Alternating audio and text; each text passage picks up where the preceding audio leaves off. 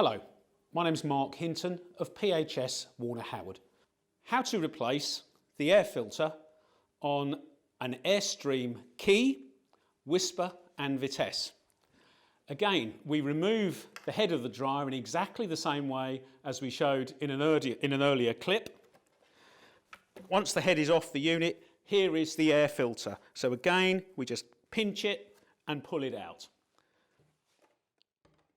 Once more, wash it under a tap, dry it underneath another hand dryer, and then relocate it into the top of the unit like so.